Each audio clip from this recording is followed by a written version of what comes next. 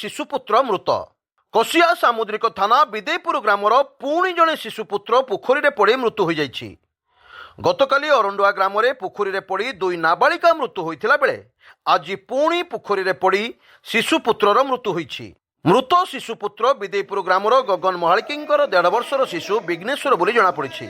परिवार लोके निज निज काम व्यस्त थिला बेले विघ्नेश्वर आंठे आंठे निकट में पोखरी में पड़ जाइथिला। परिवार लोके बहु खोजाखोजी करबा परे पोखरी में विघ्नेश्वर संज्ञाहीन अवस्था भासुथिबार देखि उद्धार करथिले।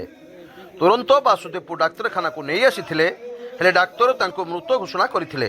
विघ्नेश्वरर मृत्युरे स्थानीय डाक्तरखाना परिसर शोकर छाया खेली जाइथिला।